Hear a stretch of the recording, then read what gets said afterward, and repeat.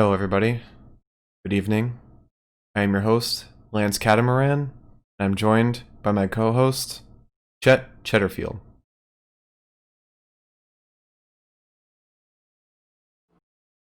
Susan!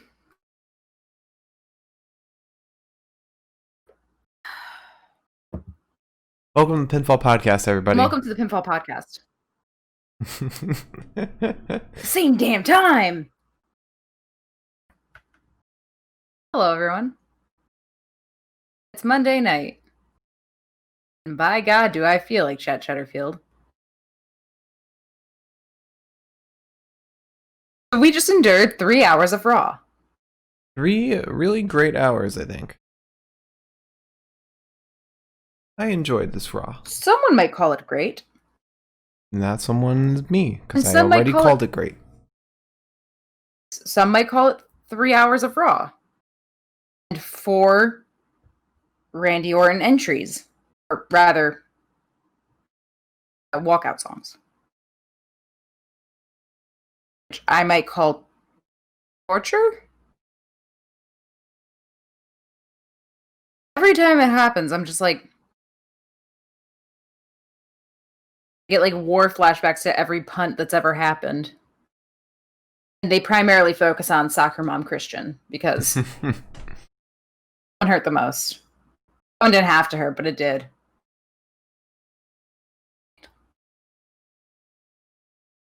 So, in the interest of keeping this to under 4 hours, would you like to? We can just hop right into the news. Yes, please. Good. If you. Oh. It's the most excited I think I've ever heard you for the news. Just so we can get through it as fast as possible. I'll take what I can get. I don't know why I always do that, because then I always have to grab them afterwards. Mm-hmm. It's my AAA card papers attached to this one. News. The good word, as they call it. Hello, everyone, and welcome to the Pinfall Podcast News. I have some very important information provided to me by undisclosed Pinfall Podcast source. It was Lance Catamaran. Happy days. Happy days. Lord Almighty. Bless you. Brock Lesnar is no longer under contract with the WWE. Now you might say happy, and that news alone isn't like news in and of itself because contracts do expire. I'm sure Brock is probably waiting to renegotiate his contract because he's big money Brock. He is worth a lot of money in the wrestling business. And I'm sure AEW will be throwing some money. I'm sure he can try and extort a lot from Mr. Vince. But the biggest piece of news, I think, coming out of this story is that they removed all of his merch from their store. And even wrestlers out of their contract, even retired wrestlers, their merch is still there. Would you say that this might be on par with when they said that Drew Gulak was retired, and Drew Gulak was like, Drew Gulak? And then renegotiated his contract like 2 weeks later, and he was like, I'm not retired. Why would anyone think I was retired? I'm a baby still. I mean, this could be like ultra kayfabe, where Brock turns out to be like the leader of Retribution. Consider this first before you even consider that. Mm-hmm. Brock Lesnar has gotten Vince McMahon so much money. You think he's going to ultra kayfabe himself out of the money that he would get from the merch store as well? Yeah. But imagine the ultra amount of money that they'll get once he reveals himself to be the leader of Retribution. If Even though Brock is definitely not smart enough to do that. Which is why it would be Paul Heyman, which still makes sense. That said, I have some things to say about Retribution. They did a dumb thing today. Talk about that at the end of the podcast.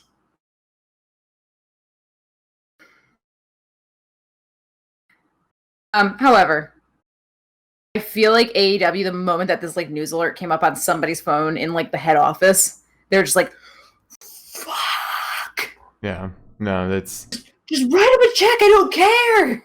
I feel like because we didn't hear like 5 minutes after that AEW bought Brock, that it's kayfabe.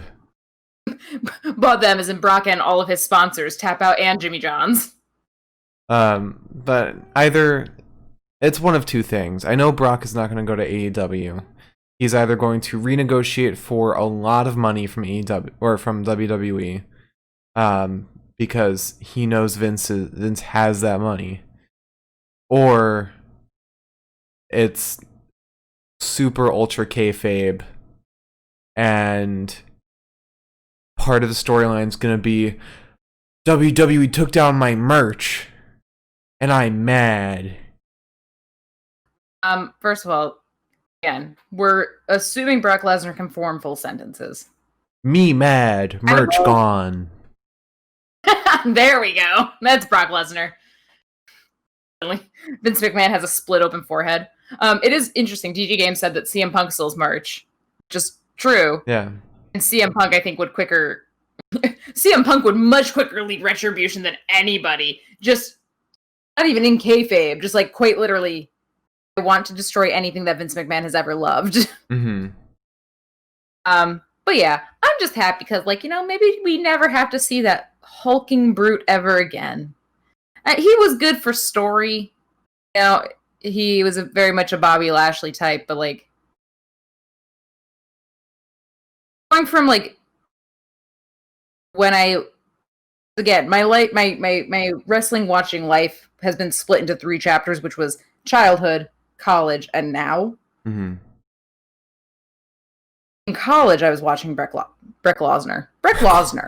I was watching Brick Lesnar. Break Glassner. There you go. I think the most, because I looked up on the WWE store, I think the most telling thing that I could find. Didn't finish talking. You want me go on? I'll be quick. They're still selling Dean Ambrose merch. The name gives me like trauma. Sorry. Yeah, because if it was just Dean Ambrose so much. If it was just he's out of contract, his merch is gone. It's not that, because Dean Ambrose is no longer. So let me say what I was saying prior, and then let me say what I was, because I don't have that much news to talk about tonight anyway. So, and then let me say something in addition to that. First thing is what I was saying about I've watched this in like 3 sections of my life, 3 very different sections of my life, mind you. When I was watching Brock again, I don't like you had it right. My brain wasn't going there. When I was watching Brock Lesnar in college, didn't like him then. Didn't like him. It was just like gut instinct. I was like, I don't care for this shit. Mm-hmm. And then like watching him again now, I'm like, I still don't care for this shit. But also the thing is that Mr. Lesnar, if you will, Mr. Lesnar is how to put this lightly, a bit of a shill. Oh yeah. In that he's hella sponsored, so you have to imagine that there's got to be some sort of. I would imagine that there's got to be some sort of ownership of his name rights. Like, I feel like he probably negotiated that in a sense, where if he is not a part of WWE, they are not using the Brock Lesnar name. I have to imagine that that's got to be something, because we don't see anybody else besides John Cena, which doesn't count because it's John Cena. We don't see anybody else coming out in sponsored gear. everything is like sponsored with their likeness, you know? He was like the only one of recent times. So would I be shocked if Brock was like, you're not making money off of my name if I'm not making off of you? DG Games just said, you know what, I just realized Paul Heyman being with Roman, what if Lesnar was supposed to return but got cold feet? He's said many times that he only wants to return if there's a crowd. And he might not consider the Thunderdome virtual audience to be a crowd. So he might either be waiting for that, or, you know, Paul Heyman has some other interests in mind, mainly still Brock. Or Roman and Brock are going to be a team, I guess, part of the Paul Heyman brand. That's not a cute thing to say, so don't say that. The only problem with that would be, I mean, I guess it wouldn't be a huge problem, but last time we saw Brock was on Raw, and Roman's on SmackDown, but they can always transfer Roman over to Raw. I was gonna say that I think if anything, Brock's gonna go back to UFC at this point. I don't see him going to AEW. Yeah. One, because I don't think the man can cut a promo without somebody by his side. And two, because I think his brutality was in a lot of ways admonished by WWE fans that weren't quite in that Venn diagram meeting where it's like WWE and UFC. So I would imagine he's just going to go back to UFC. I don't think he would go over to AEW. I don't think that Brock would want to work with Chris Jericho. Mm-hmm. I don't think that he would want to work with a lot of those people. Anything's possible, but he'd probably still go to them to try and get an offer and then go to Vince. But also, if you think about it, AEW's core brand, Dynamite, their primary competition is NXT in terms of ratings. And that's just mostly has to do with the fact that they're at this same time slot. But when you think about comparing the ratings of NXT to Raw or SmackDown, it pales in comparison, especially SmackDown. Two ums. No, you go. I was just gonna say that I think not to make myself a hypocrite. Hypocritize myself. Not to hypocritize myself. That's not a word, but I'm gonna make it one. I think an interesting point with the merch, though, is that if they had plans to unveil Brock again in some grandiose fashion, like the championship belt is won at some point in the near future, and Brock Lesnar's just like, "Hello, I'm here," and then immediately, like quite literally, the moment that he steps out, his merch redrops on the WWE store. That's also an interesting tactic, if that is what they do. And they're gonna pull. Are we assuming they are that smart? They're gonna pull. Get it before it goes again. Limited time only. We'll see. I think this is just pure marketing tactics on both Brock's and WWE's part. I just want everyone to know, by the way, now that I'm looking at myself constantly in the camera, I have a full face of makeup on. You can still see those circles. Look at this. This is so sad. It doesn't help when you point them out. I'm so sleepy, guys. Go to sleep right now. Anyways. Don't tempt me. We'll cancel the podcast. I will. It's okay. Or I'll go solo. No, I don't stop working, Mark. Ever. So speaking of UFC, well, let's make this little piece of news fast because we're at the 30-minute mark already. Yeah, 3 more. but they all segue perfectly. Okay. So, speaking of UFC, Tyson Fury has officially challenged Drew McIntyre, which is charming because Drew McIntyre is definitely losing the title at Clash of Champions to Randy Orton so that he can lose it to Edge at WrestleMania. I think that Tyson Fury doesn't. I don't think anyone's coaching him through this. I think that he doesn't understand how challenging someone goes, and he's just talking shit into a camera. This is the only way my brain will work it out. Is that it's just Tyson Fury's like, yeah, you know what? Hey, Drew, I'm gonna beat you for that belt for whatever goddamn reason. I have no reason to want it, but I want it really badly. Yeah. And then like Vince is just sitting back like, do you know how any of this works? Drew's just like sitting in the corner of Vince's office, looking up at the dinosaur skull, and like looks over and says, "Who the fuck's Tyson Fury?" He called his fists pillow fists, and I was like, Drew, your jaw is fractured, honey.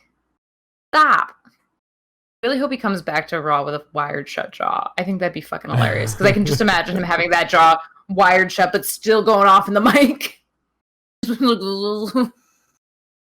love Drew so much. Now this is my first two pieces of news intertwined and my second two pieces of news intertwined. So, Mauro Ranallo, who was the lead commentator for NXT for an extended period of time, that's why we're seeing Vic Joseph so much now. Mm-hmm. Parted ways, I think, after 4 years with the brand, which is interesting because he wasn't there for TakeOver, I believe, and that was something that everyone was like, "Hey, weird," because he hasn't missed one since he started. And then all of a sudden he's parting ways, so I don't know if those two things like intertwine. But with that said, you may have noticed recently that there's a new person that's been commentating on NXT, and by that I mean the last time we had NXT. That's Wade Barrett. He was apparently negotiating a WWE's announcer's deal. Full time, which baby.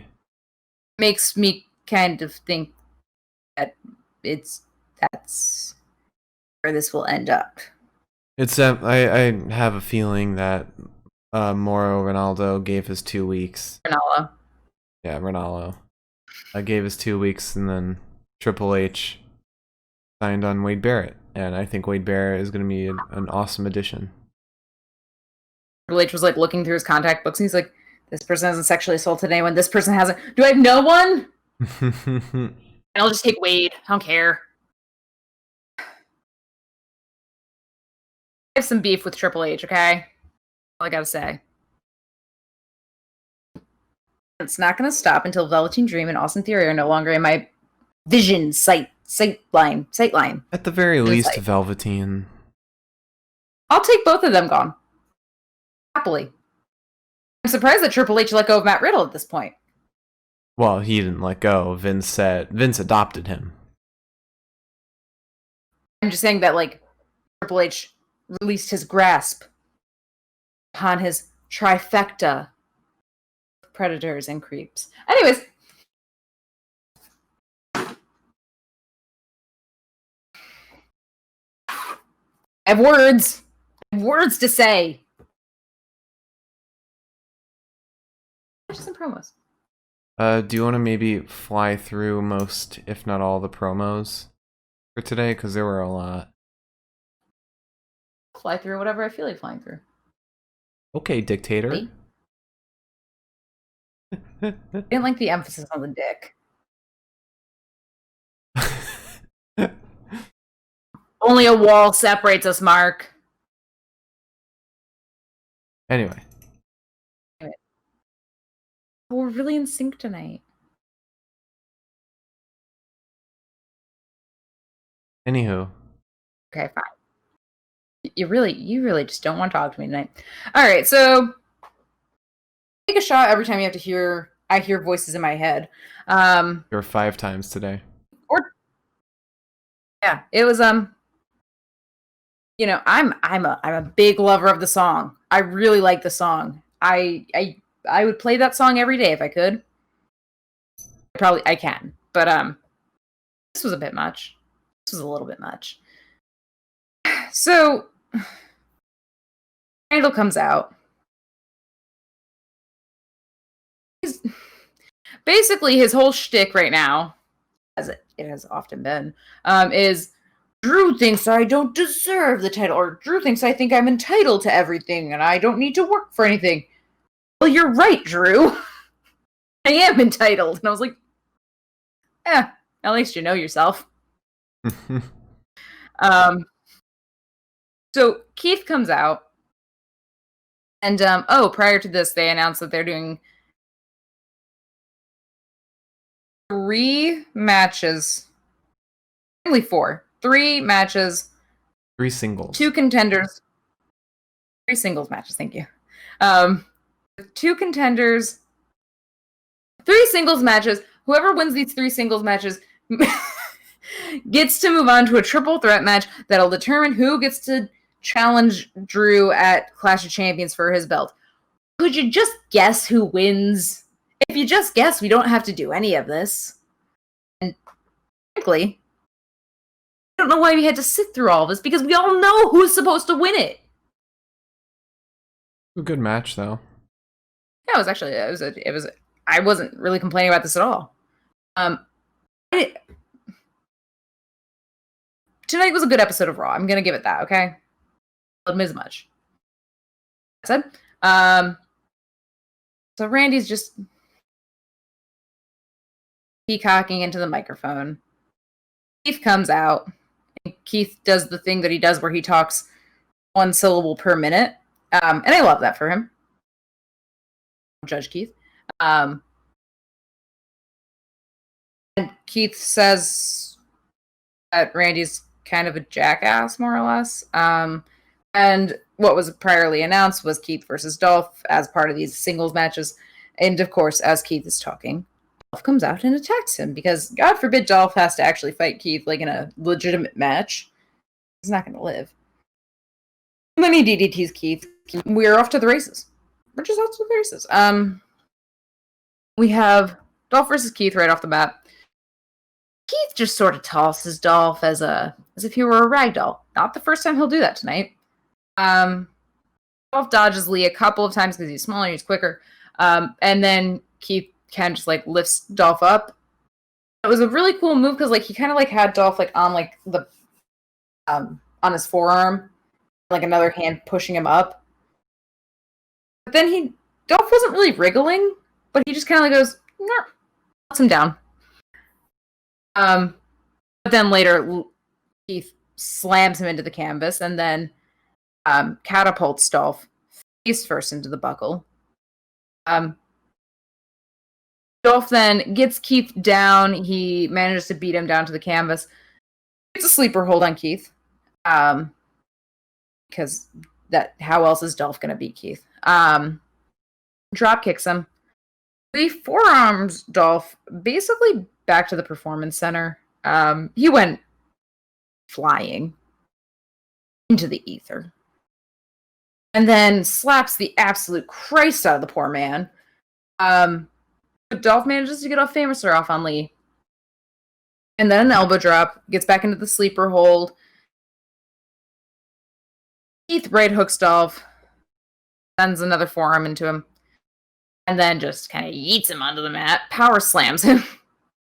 Dolph has one last breath and he uses it for a zigzag, and Keith Lee spirit bombs him, and that's all she wrote. And now Dolph just has to return to Raw Underground. Every time that somebody gets spirit bombed by Keith, because 9 times out of 10 somebody built like Dolph, I'm just like, it just can't be fun. There's no way that is a pleasant feeling.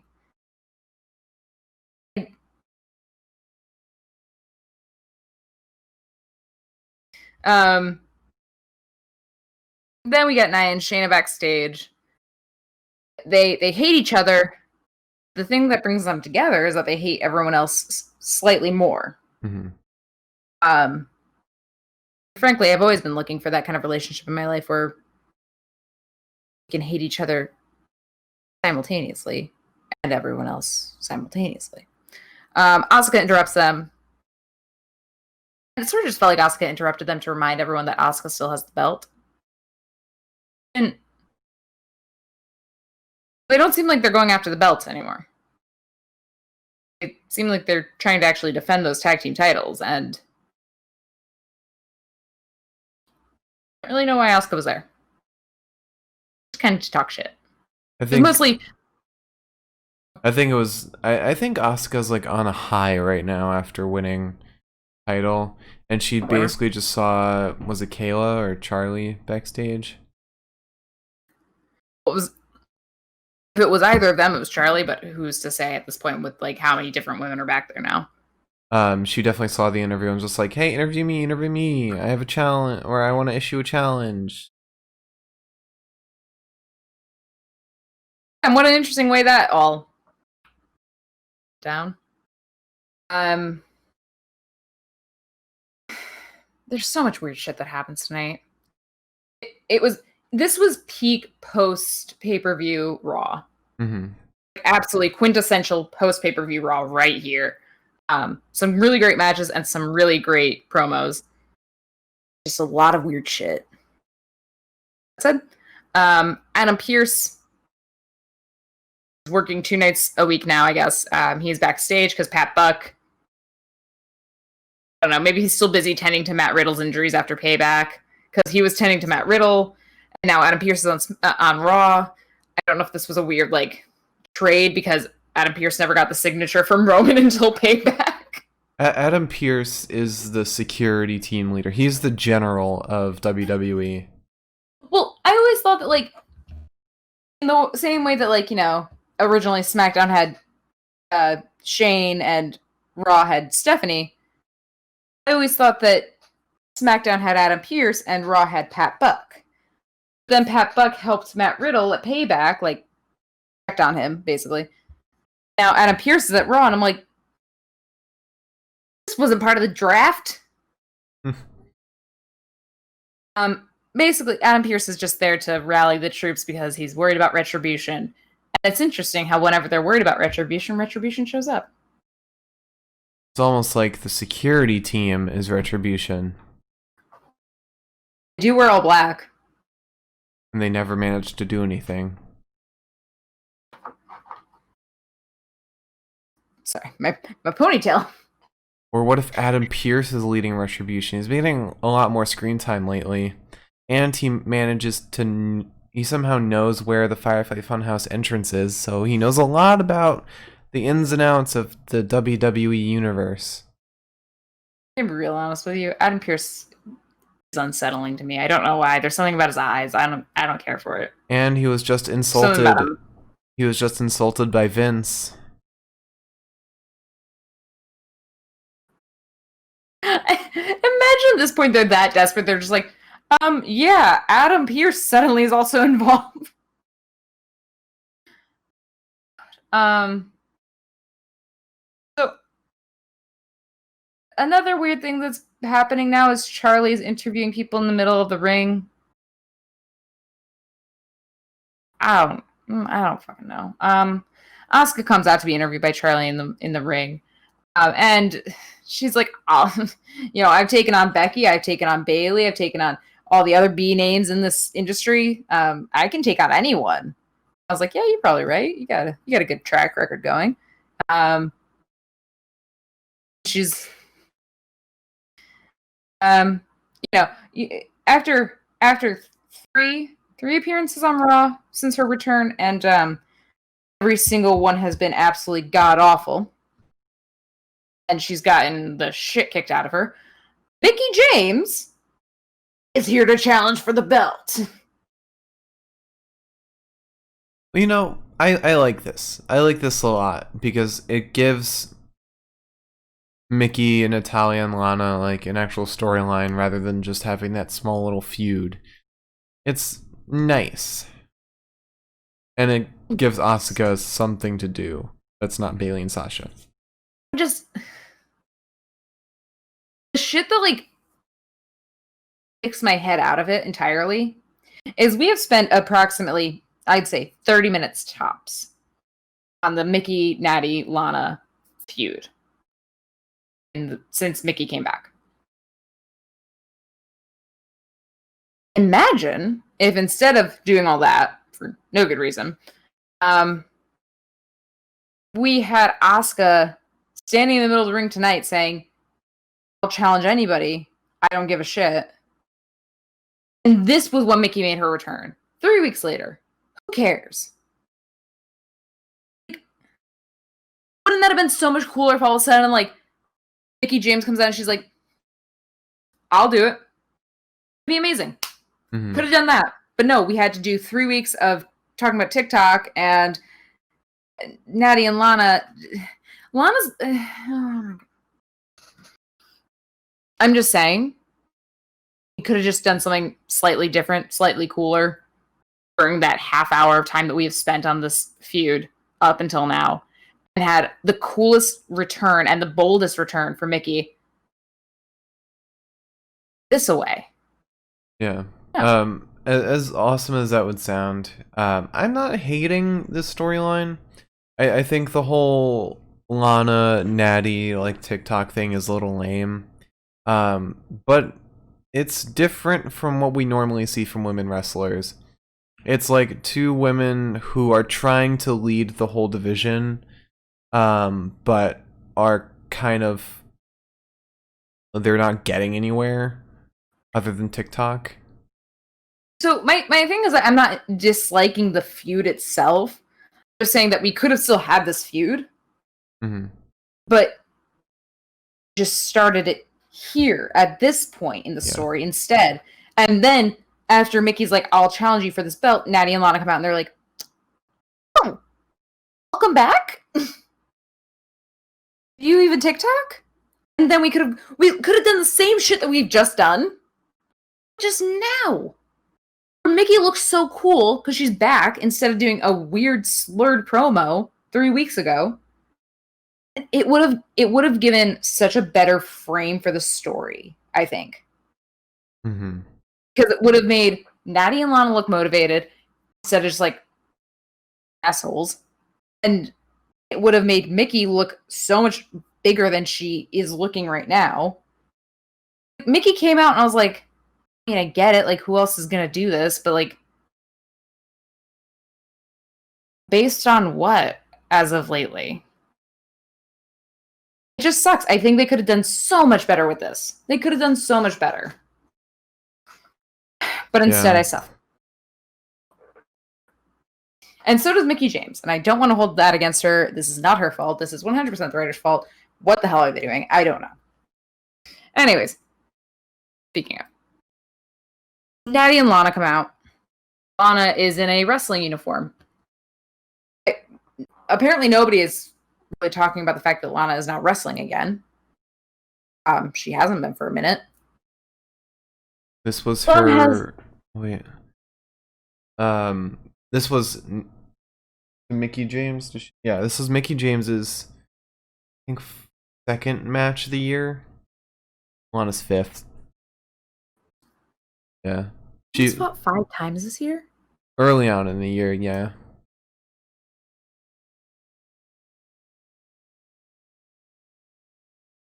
And she's only won once. I thought it's been longer than that. Damn. Okay. Time flies when you're in a pandemic. Now there's an eyelash man. Great. Also, it's probably important to note that Lana's completely dropped the accent together. Good. Good. Honestly, good. Sort of good. But confusing, considering the fact that we just watched we just watched Clash of Champions from last year.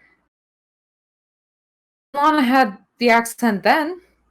I watched a whole series of promos from when Lana had the accent because the whole Rusev thing was happening at that time. I just I struggle. I struggle with them. I struggle so much with them. Anyways, before I run on too long, before this eyelash blinds me. Oh my god. So Natty and Lana jump Mickey and Asuka. Asuka kicks Natty in the stomach. Mickey throws Lana out. Asuka hip checks her off the apron. And then Mickey says, battery is dying. And we all say, Mickey, that's a weird thing to say in the middle of a wrestling match. Mickey points to Asuka and she's like, I want that belt. And I was like, I guess. And this brings us to, I can't get this out of my eye. You know, this match wasn't bad. It was a very well performed match. It's a promo verse. No, I'm talking about the Mickey James Lana match. I know, there's a promo verse. Oh, is there? Oh, okay. The Viking Raiders. Sorry, I'm like Cedric. I'm gonna be squinting for part of this. So the Viking Raiders are backstage and they're talking to Cedric. It's all fine and good. Cedric's wrist is hurting him. I don't know why. And then,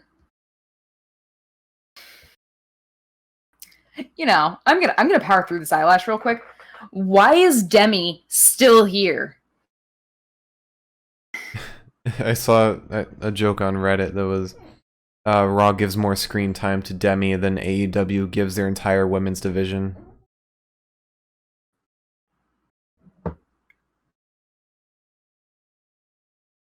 My God. Don't make it sound like a good thing now. I'm not hating on Demi. I think she sucks at cutting promos, but I think her part's been doing it's been fun, like just watching her just like flirting with all these guys, seeing their different reactions to like Ivar just handing her chicken, Angel like being a fucking coward. Who else was a part of this? There was somebody else that was a part of this. I can't remember. There was a third person.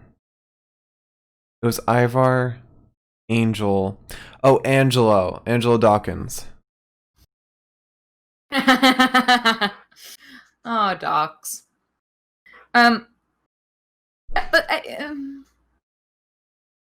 thing I don't get is just quite simply, why? Why is this happening? Why is she still here? When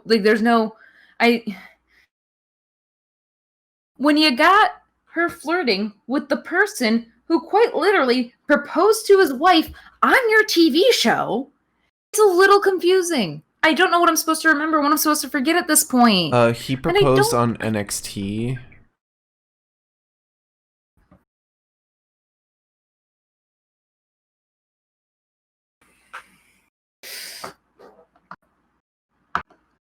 I just have some problems with it. Mm-hmm. Sure, she's a nice girl. Oh yeah. I just wanted to stop. I don't get it. Why is she still here? She's not even on The Bachelor anymore. We'll move on to the next part. Yeah. I heard that. Very impressive. That's bad. Sorry. Anyways, so we have Lana fighting Nikki. We have Lana fighting Mickey. Not Nikki. Lana looks really good, by the way. Lana looked great. Like, if it was. Mm-hmm. She didn't look bad either, I guess, in the ring. It was a 5-second fight. Lana is just kind of stomping all over Mickey. Stomping her like she is fresh pavement. I will say, both of these women looked better than Alexa Bliss does constantly. Don't talk about Alexa Bliss in this house right now. I'm sorry. Not only am I mad about how Alexa Bliss is doing right now, I don't like her wrestling. It's too dainty. We just say, at the very least, storyline she is currently being subjected to is not her fault. And I refuse to blame her. It's the mandible claw! Why can't they just call it the manimal claw? That'd be so cool. Yeah. What even is mandible? I hear this is your mandible. Like, your jaw. Oh. God. Like, the Yeah. goes there. Couldn't you just bite? Just bite his fingers off? I guess, like, technically, the idea is, like, I'm gonna gag if I do this. Or, like, when I talk about it. Like, I think the idea is, like, if it goes far enough... I think the point is he's taking it and pulling it down so you can't bring your jaw up to bite. You can bring your neck down, and thus your top jaw. Yeah, Mark. And you can also get out of the ropes before someone kicks you in the head, but apparently no one does that either. Not Drew. Can't even stand up while kneeling down in the hallway. Anyway, we'll move on to the next part. Talk about setups too much. We're never going to watch WWE again. If there's one thing they're bad at doing, it's hiding setups. But that's a camera crew problem. So Lana gets an arm sub on Mickey, and then slaps her. Mickey slugs Lana in return, kicks her in the stomach, sets up for a DDT, but Lana runs away and tells the ref to keep her away from me. Blah, blah, blah, blah. I don't have an accent anymore. What happened to me? I'm not who I was when I was dating Rusev. And then she comes back after doing all that and kicks Mickey in the stomach. And Mickey kicks Lana in the face and then wins. There were no beats. Nothing happened, really. It was just two ladies fighting and looking real nice while they did it.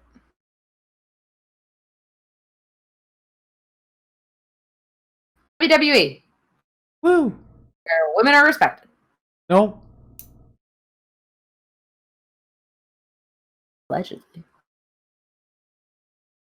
So if there was a category for weirdest promo of the night, this would probably win it. So we had a flashback to Alistair kicking the shit out of Kevin Owens. And Charlie is then outside of Alistair Black's personal dressing room. Which I think is always very funny to think that, like, every single person in the WWE has a personal dressing room. I think that's very funny to imagine. There are, let me see, there are roughly 215 wrestlers. Plus or minus. I mean, even if you broke that up into, like, SmackDown and Raw, like, the idea of, like, you know, Keith, Randy, Mysterios, Seth, Murphy, Iconics, Ruby, Liv, all these people have having separate dressing rooms. And, like, the idea they don't just, like, slap a sign on a door and they're like, yep, that's Alistair's. Also, I have a little piece of news, a little piece of wrestling relative news. The Big Show has been canceled. Say it again. The Big Show has been canceled. News. End of news. That sucks. Poor Big Show. What's he gonna do now? Get punted? Continue wrestling. I hope that's how it ended. Oh, I hope Goldberg made an appearance. He's on the Goldbergs. It doesn't count. That's also a recurring role, by the way. I have been up past 3 a.m. many times to find out. I've seen him on that show far too many times for me to be proud. Anyways, back to the weirdest promo of the night, please. So Charlie's outside of Alistair's room. And she's like, yeah, guys, we don't know what the hell is wrong with him. He's just out of his goddamn mind. And then the door opens and you're like, Alistair? No. As Charlie is talking and totally not realizing that there's someone walking out behind her, Randall Keith Orton. Just pops out for a second, says hello everyone, and walks off and eats off. He's gone. Why was he in the dark room just talking to Alistair in the pitch black? On me. Not beyond me now, but still in theory beyond me. So I'm sorry. I'm so sorry. Can I bring up another piece of news that I just found out, and it's like it's bigger than the Big Show being canceled. So do you know New Jack from ECW? Uh-huh. He his son is a successful drag queen. And New Jack very specifically cut him out of his life 3 years ago because he didn't want his fans to know that his son was a drag queen. And he didn't want Wikipedia posting anything about his son. But his son, the very successful drag queen, is now an official Wikipedia editor. And made that addition to New Jack's Wikipedia. We love justice.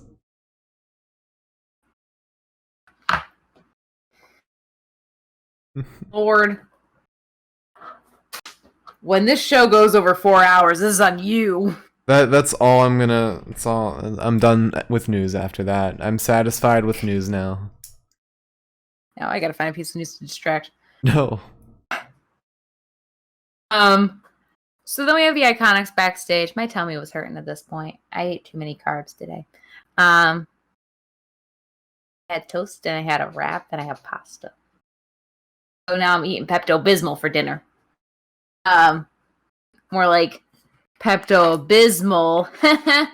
That's a joke. Anyways, the Iconics are talking about their upcoming match with the Riot Squad and how it's a winner gets a chance at the tag team titles and loser disbands. And they're like, we've been friends since like forever, by the way, just in case like that would make it hurt more if we had to break up. They even showed a picture of them in high school together. Okay, to be fair, that was actually a picture of them in NXT. Oh, was it? Yes. I saw like the little LED band on like the wall. But it was when they were younger. It just, I'm not gonna be hurt by this because I don't know what happened yet because I haven't told anyone the results. Oh boy. Aha.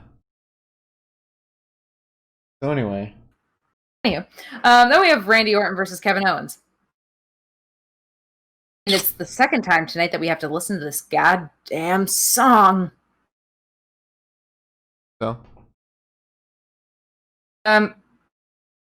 So Kevin Owens walks on out after Randall poses for 5 years. I'm pretty sure 1 hour of tonight's Raw was spent with Randy's theme music and posing. And Aleister Black out of goddamn nowhere. His eye is bleeding. Black. Now. One day we're going to know what that storyline's going to be about. Not today. He just hates Kevin Owens now, which is weird because, like, Mark and I were talking about this when Randy came out of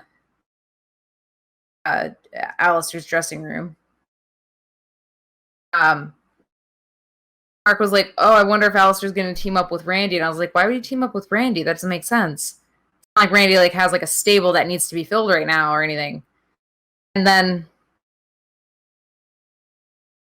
we were talking about it, I was like, but he hates, like, Mark was like, well, he hates Kevin Owens. And I was like, but he hates everyone. So this doesn't make sense. None of this makes sense. I'm going to be honest. I don't know what any of this is supposed to mean. It doesn't make sense to me. I'm not going to pretend like it does. I think that they're just having Aleister target the nicest guy in Raw right now. Well, DG Games just said he could be like, where was Kevin Owens when I needed him? Because they were kind of buddies, I think. I think that's fair. I also just think that, like, I feel like we're gonna find out that, like, his eye is, like, controlling him somehow now, like, with evil. Why is it bleeding black? I get it. Like, I saw the Instagram pictures and stuff. I saw, like, when he was, like, reforming his character. Mm-hmm. Just because there's a history of it now doesn't mean it makes sense. I think it's cool. It's cool. It makes sense. Like a death metal song. None of it makes sense. But it's rad. I don't even like death metal, so I can't even say it's rad. So Alistair comes out, he's just like attacking Kevin. Gets a black mass out on Kevin, and then loads him into the ring. Kevin still manages to slap Randall right in the face.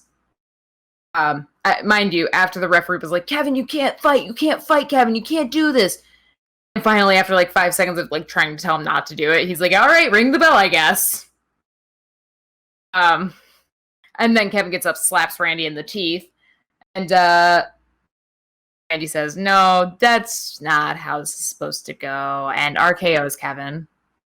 RKO's KO, and then KO is, dead. KO is KO'd.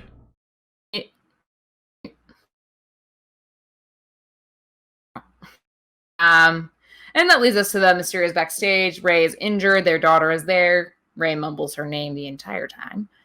And that's why Dominic is fighting Seth tonight. Which then somehow leads us into the VIP lounge. And for a while, there's no guests. It's just MVP celebrating Bobby Lashley. And, that's cool. And well, they said Bobby Lashley was the guest. Oh, okay. I didn't get that. MVP mentions Cedric, and Cedric comes out looking all smiley, all sweet. Love him. And MVP's old ass. I can't stand this man. I can't stand MVP. I've spent so long hating him.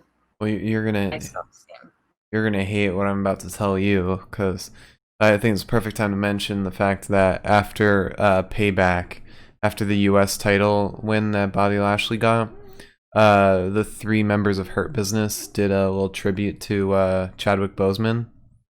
Right. Asked Cedric if he's had a change of heart, and Cedric says, "Absolutely not. No, I have not. Not at all. Thank you." And smiles all nice and white. Nice, pearly. Chip Skylark Jr.'s coming out, and then the Viking Raiders attack the Hurt Business from behind. Then they wreck the set. I said, all right. Very cool. Thank you, Cedric. Before we get into this, Mark, do you think you can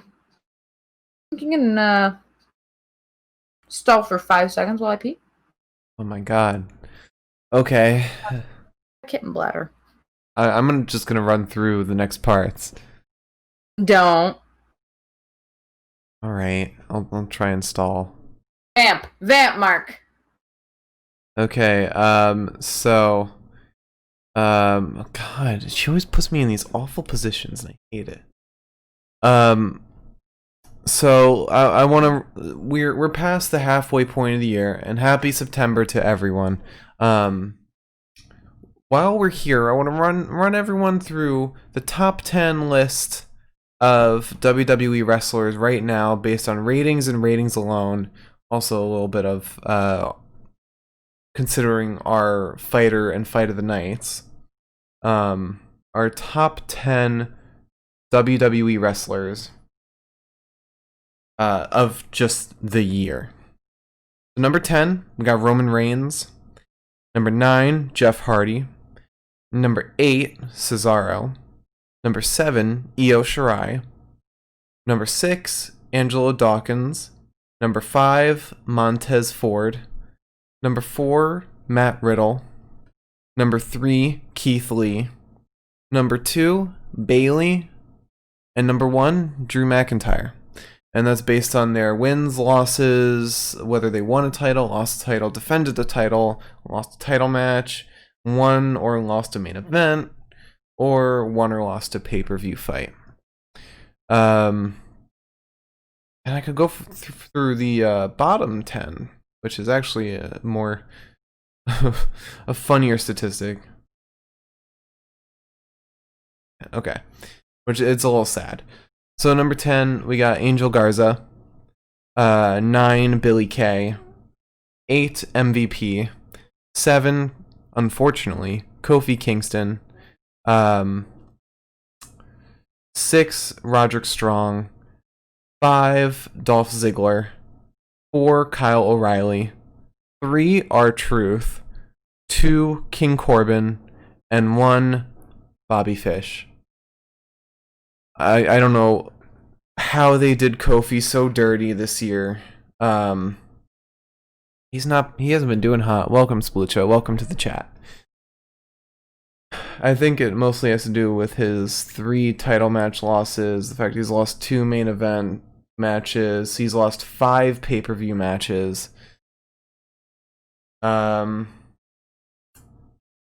Bobby Fish. R-Truth was the worst wrestler of the entire WWE this year until he won the 24/7 belt tonight, which we'll talk about later in the show. Bringing him up to the number 3 spot of the worst wrestlers of the WWE this year, of 2020. And a lot will change before the end of the year, and I'm actually really excited for that. But Drew McIntyre is very solidly in first place with a total of 88 points. Second is Bayley with 72. Welcome back.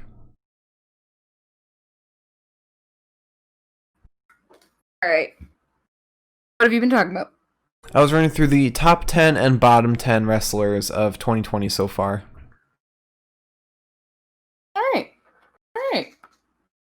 Unfortunately, Kofi Kingston's part of the bottom 10 somehow. Kofi Kingston at least might be coming back soon. I think maybe Good. sort of. I didn't read the article that well, so Okay. who's to say?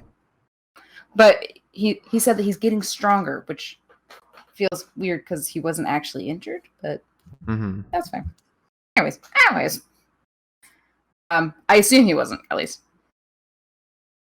So this leads us into Vikings and Cedric versus the Hurt Business. Now, start with Eric. He's in the corner. Lashley dodges a punch and turns it around.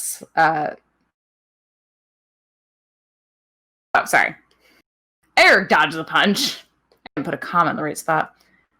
And turns it around and slugs Bobby. Bobby sends his forearms into Eric and then shoulders him into the corner. He tags an MVP.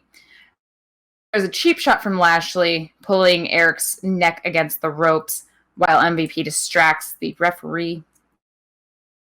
Shelton ends up getting in, clotheslines Eric. And then Eric manages a waist lock on Shelton. He gets Ivar in. Some big old knees from Eric into Shelton as he heads out, as a parting gift, if you will. And then they get Cedric in. Cedric punches Shelton. He shoulders him further into the corner. I lose my spot in my notes. Shelton, Eric gets back in. Shelton then bombs Eric into the ground with a spine buster. He gets Cedric back. He's up against MVP. Cedric is trying to do whatever he can. But he is then also thrown into the canvas by MVP. And then MVP sends a drop knee into what looked like his face, but was probably his shoulder. I'm hoping it was his shoulder. There was no blood, so I assume it was. Ashley gets in. He's not doing that much. He's not doing much more than the regular Bobby stuff. Shelton gets back in. Shelton powerbombs Cedric. It's not looking good for any of the Viking Raiders Cedric side. But once MVP is back in, he suplexes Cedric and then gets an arm sub on him. Cedric is trying to power out and can't get to his tag partners. Because Lashley and Shelton pull them by the leggies off the apron. In the midst of the chaos, MVP gets rolled up by Cedric, and Cedric wins. Cedric looks absolutely terrified because instead of MVP letting his goons attack him, he says, no, baby boys, stay back. I'm king shit here, and I say what goes. And Cedric just looks terrified because of that alone.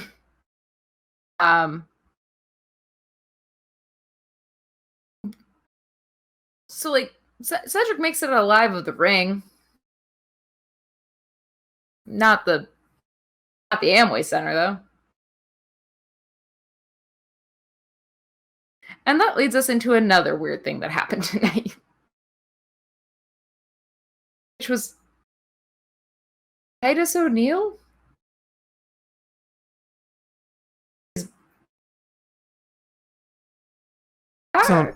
He's on Raw Underground to destroy some people. But he doesn't. Which is the problem.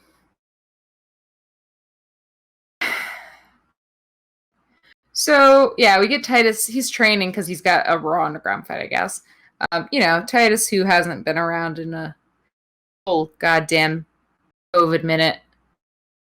And, I guess this is his big move back. I have no fucking clue. I'm not even going to pretend like I know. I don't know. So that's that. Then we go to another promo after the commercial break where I guess MVP was like, hey guys, don't hurt Cedric in the ring. Once we're backstage, though, do as you please. Do whatever you'd like. They're beating the shit out of Cedric. Viking Raiders have apparently just left him for dead at this point. Chip Skylark and Ricochet come to Cedric's aid. And Chip Skylark gently caresses Cedric's face, which I appreciated. While Ricochet consistently was like, don't worry, Cedric, we're here now. We're here for you. We're here. And I was like, friendship? In this day and age? In this economy? Well, look, WWE was like, you can have one friendship, but we will take away another. Honestly, you're going to make me choose between the Ricochet Apollo Cedric friendship and the Iconics. I'm sorry, ladies. I gotta choose Team Nice Smile. Are you They're saying? just so sweet. Are you saying they don't have nice smiles? They do, but like, have you seen Apollos or Ricochets or Cedrics? It's just so sweet. It makes your little heart sing. Suddenly there's world peace and we aren't in quarantine anymore. Well. Anyway. Any whoozy whatsits. Any whoozy whatsits. We gotta move fast. We gotta move. I need you to understand, I'm moving fast in this under 5 hours of sleep, if that. Do my best. I could take over. I have a tummy ache. No, I got this. Holy shit, we do need to move fast. Oh my dear God. Mm-hmm. All right, Iconics versus Riot Squad.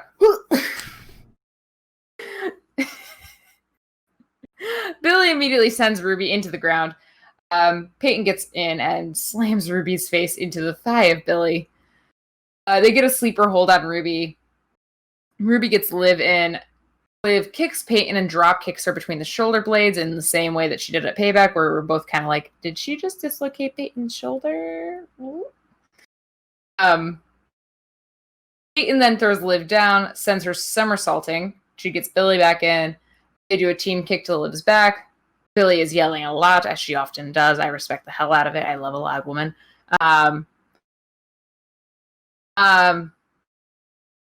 Then we get a boot to the throat of Liv in the corner by Billy. And then Liv says that's enough of that. She ensiguris Billy. Ruby back in. Ruby sends Billy face first into Liv's knees. Then Peyton tries to attack Ruby while she is attacking Billy. And Liv bulldogs her to keep her out of the goddamn way. Amazing. Stunning. Friendship. And then we get the most annoying shit that I've ever had to see, which was Ruby and Billy rolling each other up one after the other for like 7 different tries at a pin until Ruby wins. The Iconics have to break up. I don't know. I just didn't like that ending. That was like really stupid. Yeah, well, WWE hates their women tag teams, so what are you gonna do? Suffer, probably. Yeah. So then this moves us. Now, let's talk about a more heartbreaking betrayal. Seth comes out. He's ready for his match against Dominic, as he is the final missing piece. They are the final missing pieces, I guess, to the triple threat match that's supposed to be the main event tonight, or the chance at the belt at Clash of Champions. Which, by the way, setting this match up now, a month prior to Clash of Champions, means that either Drew's going to be out until September 27th, or the Raw prior, or every single time somebody challenges Drew to a title match, we're gonna know how it ends. I mean, no. I definitely think they're gonna keep Drew out of the spotlight, like off screen, and I kind of like it because they're putting more of a focus on like Keith Lee, Randy, the bigger names that would otherwise just be supporting characters in Drew's story, and maybe more focus on Dolph too, because he's kind of disappeared after his Extreme Rules match with Drew until today.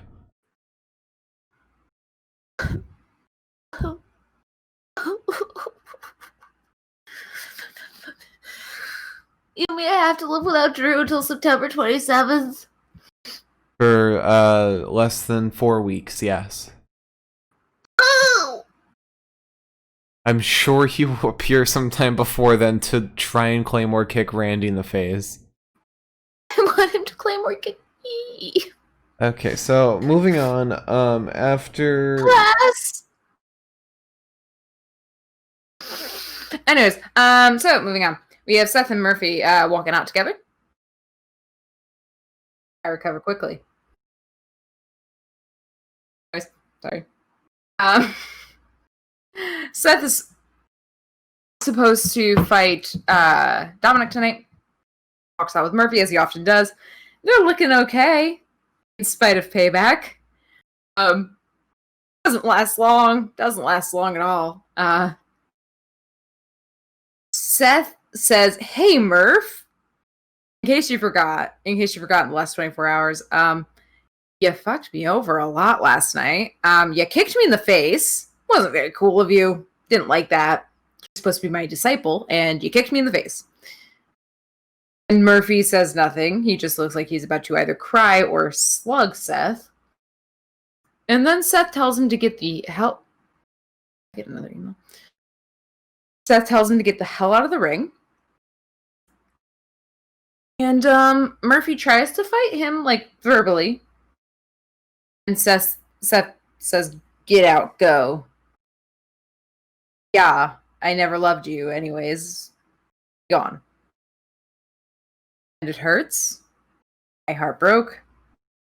I'm sad. And then Dominic attacked Murphy, and I was like, alright. That's fine. I miss your face being so close to the camera. No, don't bring it further away. No! You look like a shrunken head now! No! Why is your head so small now? Squint to see you.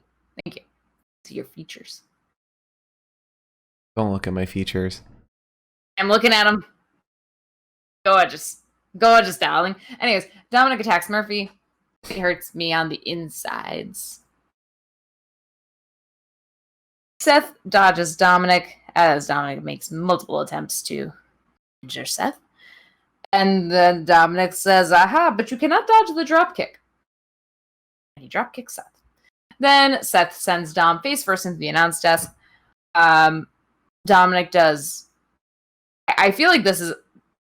I feel targeted when he does this because I love arm drags. They're my favorite move, more or less. Besides the DDT, I think the arm drag is probably my favorite, not specific to a wrestler move. And Dominic does like a flying arm drag where he jumps off the ropes and does it. He's done a couple different variations of the arm drag, and I like a good bulldog, I like a good arm drag, and I like a good DDT. Dominic's really fucking good at arm drags, and he's also relatively decent at DDTs. His DDTs scare me a little bit. I'm gonna be really honest, I still have problems with them. I think that just shows how good he is at them if they do scare you, because it means they look effective. And the way that Seth has been pulling them off, selling them, this is so cartoony and beautiful. I love it. It's like Seth spinning like a top. So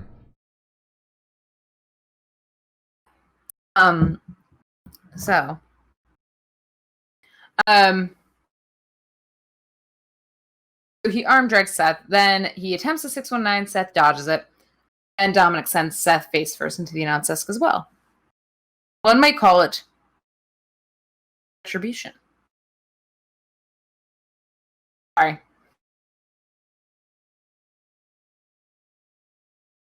I had to.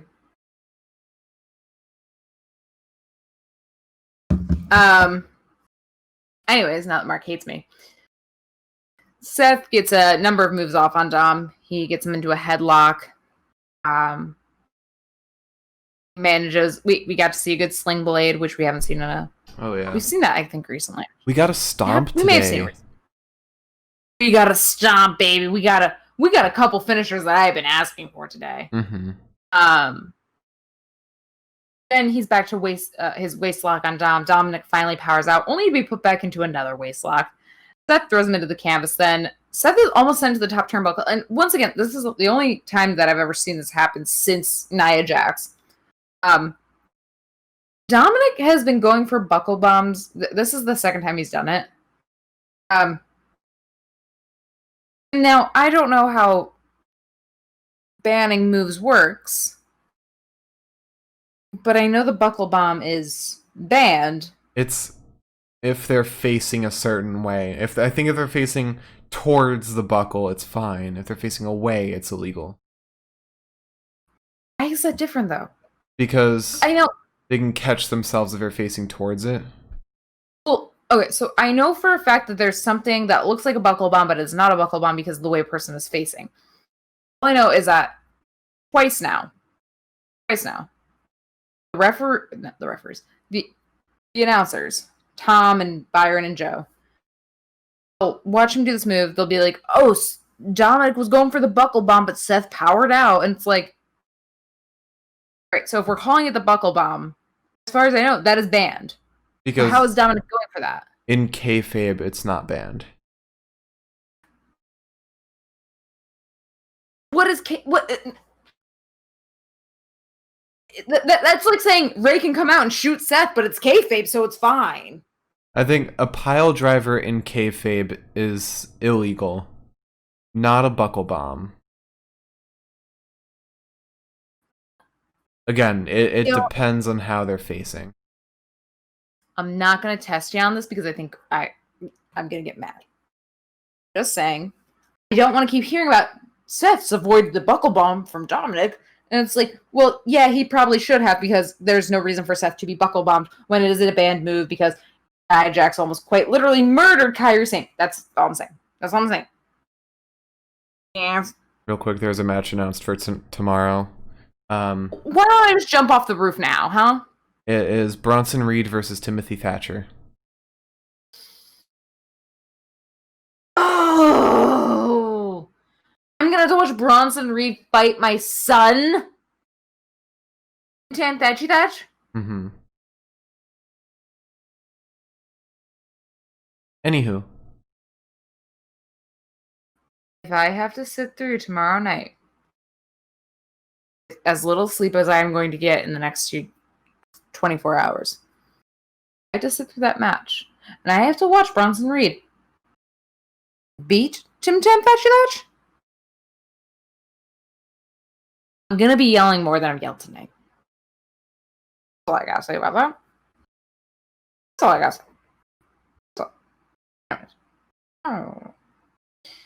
God, I'm so tired. So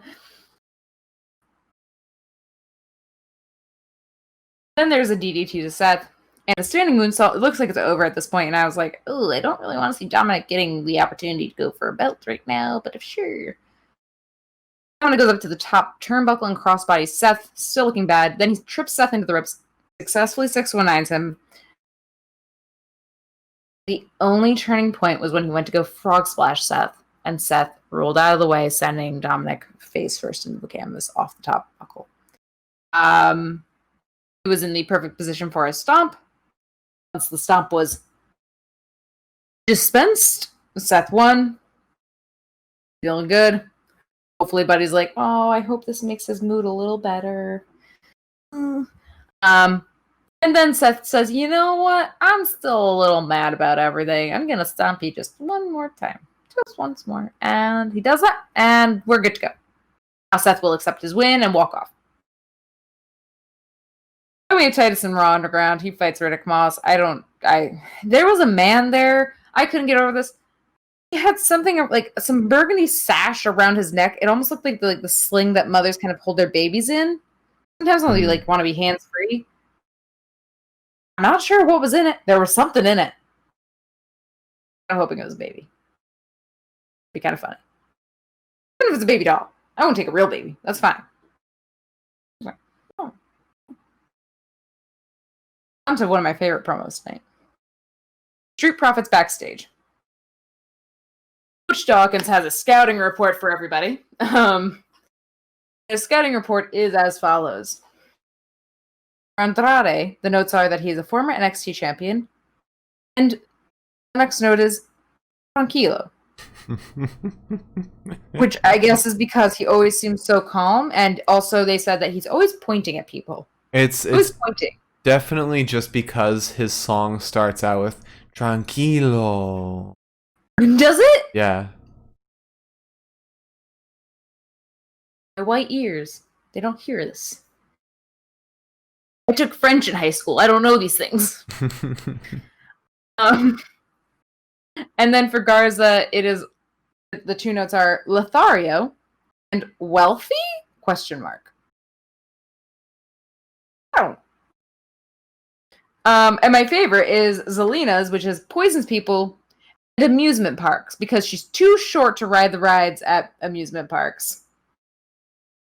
They're definitely given too much freedom during these promos.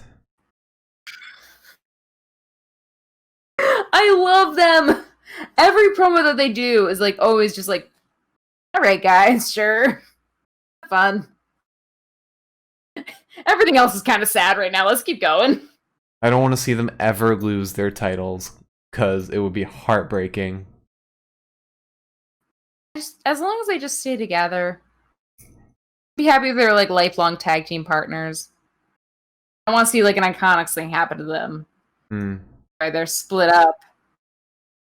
Less time than it took Bailey and Shayna to. Brian Alvarez, he tweeted that match happened so quickly and so suddenly for a reason. He didn't specify what the reason was. He just said it happened for a reason, and it could be one of them's injured. One of them wants time off, or Vince is planning a huge push for one of them, which is probably Peyton. One of those pregnant. They both took really bad hits. I wouldn't say they're pregnant. Fingers crossed that they are. I do trust Brian Alvarez with most of the news, so Mm-hmm. see. So this brings us into the Street Profits versus Angel and Andrade. Demi is still here. She's watching from the sidelines. Don't know why. Can't figure it out for myself. It's fine. It's fine. She's got to support one of her three boyfriends. One of her three boyfriends. They're all married. I mean, like, you know, I'm kind of a floozy. I'll be honest. There's a lot of attractive men on that show. Even I know when a man is happily married, and I save myself the pain. Anywho's he wants. And then you know when they're a junkie. Voices. So Demi gently pets Angel's abs, and then we have a match. Tez is on the top ropes with Angel and Andrade. Dawkins takes them all down in a suplex. It was very scary. I'm pretty sure Montez took most of the pain in that moment because he was the highest up. He looked the most in pain afterwards. Andrade and Garza throw Tez into the post, shoulder first. I didn't get to see this. Mark did. Zelina sneered at Demi, and I was like, you gave her like one of those. You know why? Zelina puts all of her goddamn time into these two men, and Angel can't keep his damn eyes off of this one woman for a moment to focus. Mm-hmm. Andrade and Garza slap Dawkins. Andrade gets up onto the top rope while Garza holds Dawkins, and then he drop kicks Dawkins in the whole ass face. Super kick Dawkins from Garza. Andrade slams forward into the apron. Mind you, it's a tornado match, so this is all happening at once. I don't know how I took notes. We get a really cool, one of our favorite moves, I think, from Andrade, which is the hanging armbar. And then he stands off the apron and lands it. Perfect dismount. 10 out of 10. Looked impressive. Dawkins then gets a nice right hook onto Garza, slams Andrade into the canvas. There's a bulldog to Andrade, and the cover on him is broken up by Garza with a little drop kick to the nogs. Montez yeets himself. Dawkins is at one point pinned, and Montez jumps off the top buckle onto everybody. But you don't really quite see that. You just see buckle over here. Montez! Dawkins gets punched in the whole face. There's a blockbuster to Andrade, and then an enziguri from Tez to Andrade. And Montez does his thing where he on the ropes. And then the lights start flickering, which out of context it would have been funny if like Montez was just so hyped that he drained all the energy from the building. However, it's Retribution.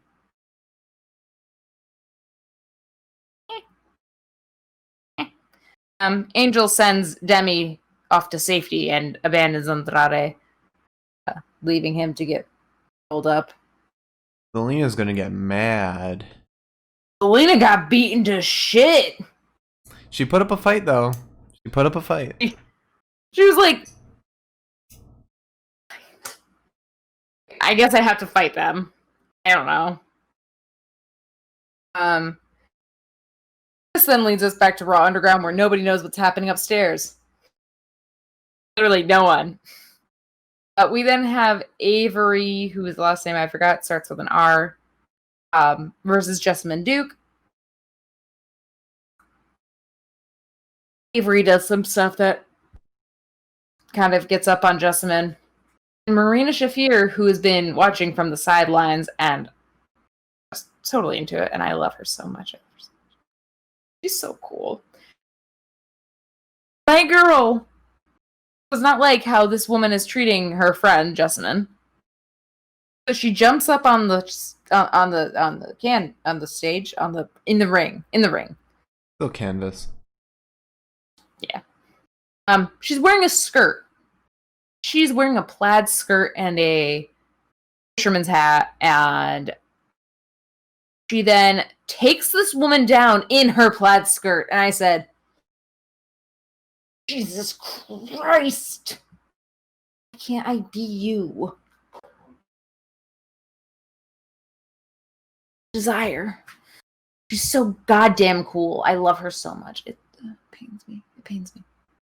Anyways.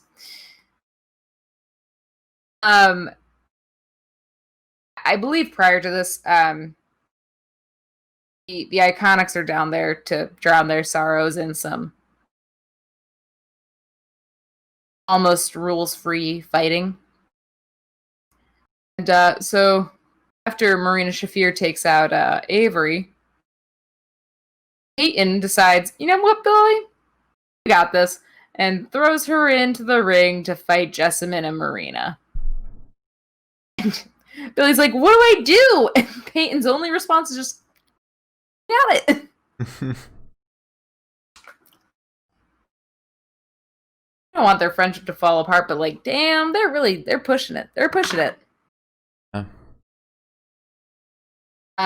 We then have Ricochet and Cedric and Apollo backstage. They're at the entrance to Raw Underground because Apollo's supposed to be fighting Shelton. I'm not gonna waste time on this. It's not really crazy.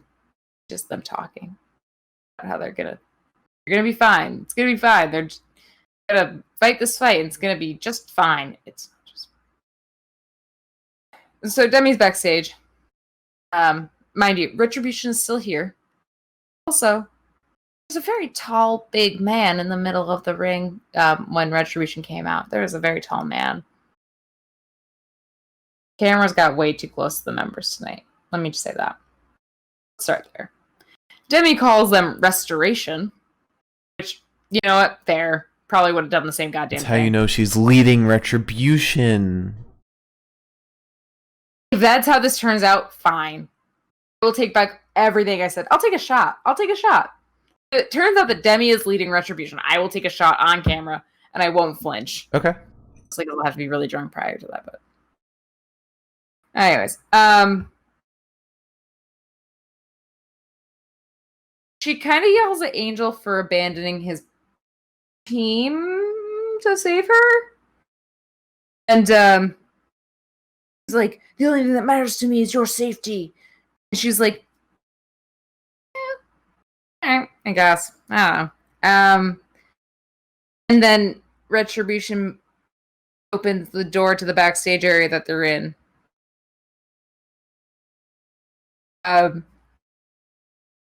So Dominic Dijakovic's eyes are pretty recognizable. He's got really nice eyes. The shape is kind of distinct. I would be lying if I said that be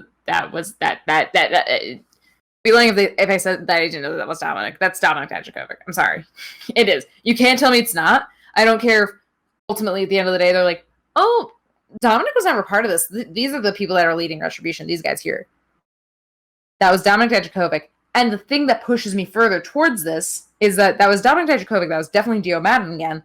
And that was 100%, I would put $20 down, which is a lot because I have no money. That was Mia Yim. Mia Yim, who comes out in a crop top and cargo pants every single time. Only there's a Retribution member with a black crop top and black cargo pants with the same body, height, size, shape, width, depth, length. It's Mia Yim, and it's definitely Dominic Dijakovic, and I'm very mad because I think he's very cute, and I don't like that I can't see his face. So first, helps with the fact that they haven't attacked a single one of Keith Lee's fights yet. Second, do you know who Ryan Satin is? He tweeted, "What if Demi from The Bachelor is the leader of Retribution?" First of all, who was Ryan Satin? I said I didn't know who that was. Oh, I thought you said yes. He is the editor-in-chief of Wrestling Sheet, former WWE backstage news correspondent on FS1. I will take a shot if she is. I swear to you. I pray to God that she isn't now, but I swear to you I will.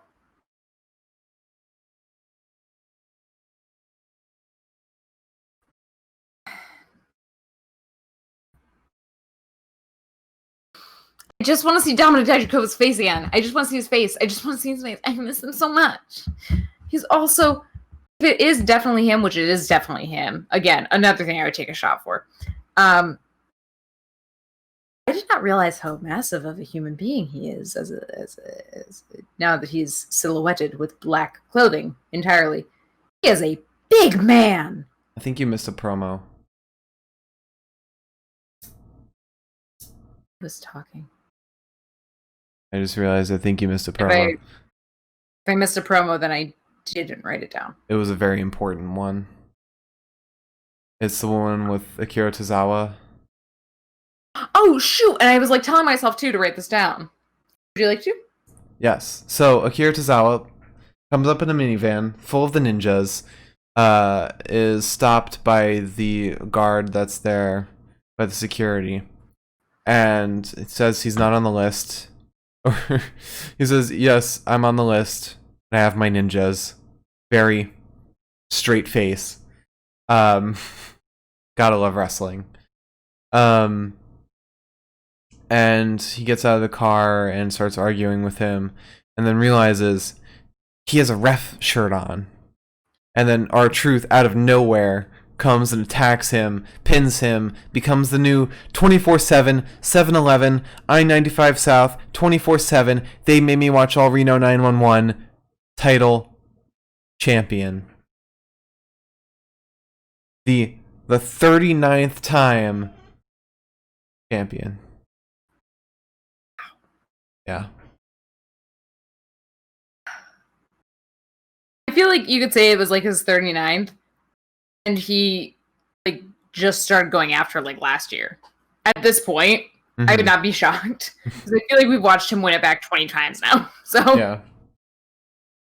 I mean, I can tell you exactly how many times he's won it this year. He has won it. Oh, he's only won it 3 times this year. He's lost it 4 though. I mean, maybe he's won it more. Maybe my stats are a little wrong, but it's within the 3 to 5 range. I feel like we've definitely seen him win it more than 3 times this year. I don't know, because now there are a lot of entrants into that little title game. Because when we started watching, it was like Mojo Rawley, Gronk, and R-Truth.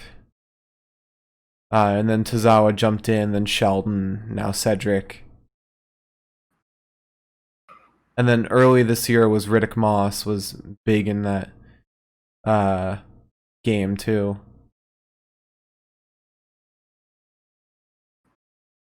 I'm just happy he has it back. I'm happy that the 24/7 championship is back in its rightful place.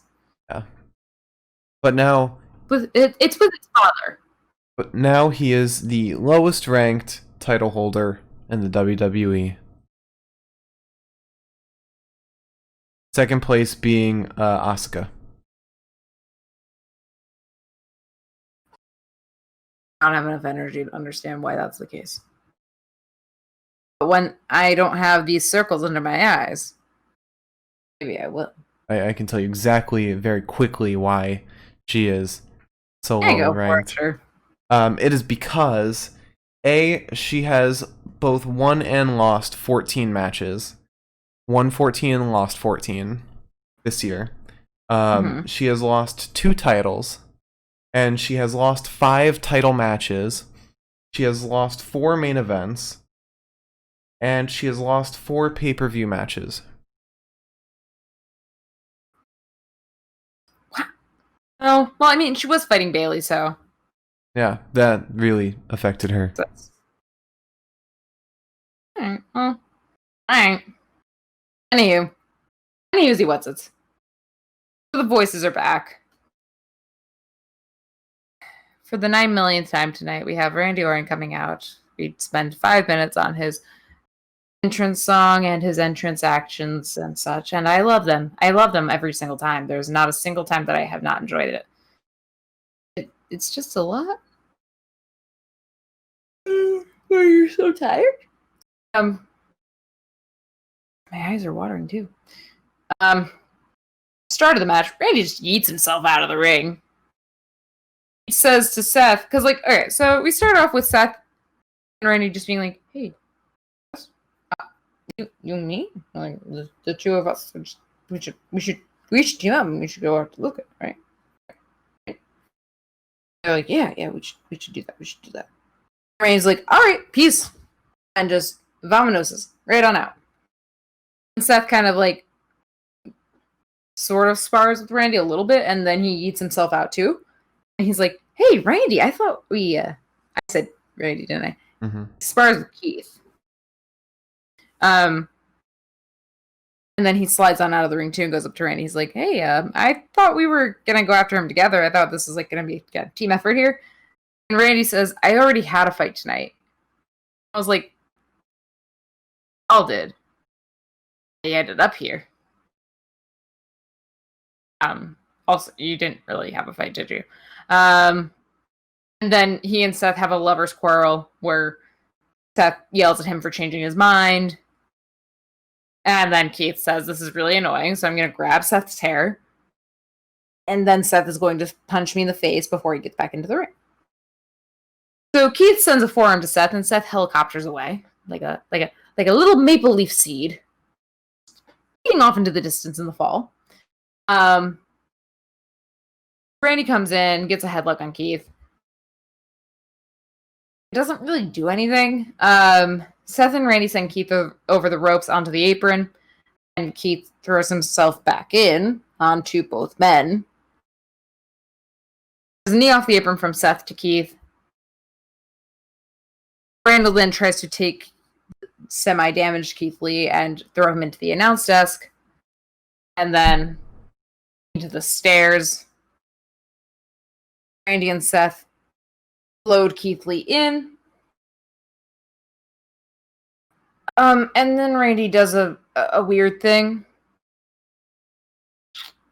So Randy's going for the Draper DDT. It's his thing now. It's like his vibe. Fine. That's normally fine. I'm normally fine with the Draper DDT. It's not a big deal. Randy, however, makes a weird goblin noise prior to doing so. I didn't care for that one bit. I didn't care for it at all. He just looks around and goes, and then does it. It's so weird. He was having fun today. He was like in a different world, I think. I don't know what was going on in his head, but it was a lot of voices. In my head. Counsel me. I understand. Do they understand? Okay. They talk to me.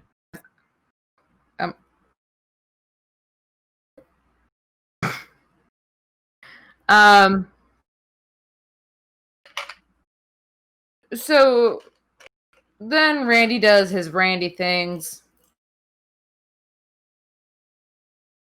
Fails at an RKO. Seth Falcon arrows him, and then Seth is doing the Randy things where they were both being creeps tonight. They were both being very weird little men. Finally, Keith Lee arises. He's ready. He's about to fight. He throws Seth into Randy, and Seth is then launched of the ring. And then Keith Lee ragdolls Randy Orton. I've never seen a man of that size or stature fly so lightly through the air. But he bounced when he hit the ground. Which didn't seem right. Lee then throws Seth into the announce desk.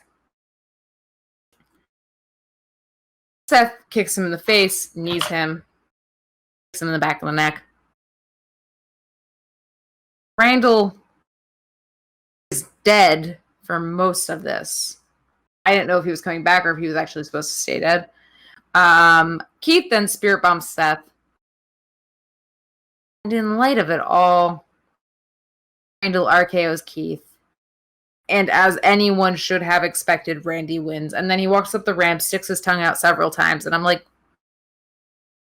so attracted to you, but stop. I have a theory. An Austin theory? No. No. Drew is not going to be medically cleared for Clash of Champions. That's my theory. Because Randy automatically gets it. Drew challenges him for it at the next pay-per-view. Loses to Randy. Edge at the next pay-per-view, maybe WrestleMania or something, challenges Randy and wins and gets the title. Because every outlet I've been seeing has been saying only if Drew is not medically cleared to fight at Clash of Champions. I don't like that. I don't like that prediction at all. You keep that to yourself. Okay. Heinous. Heinous.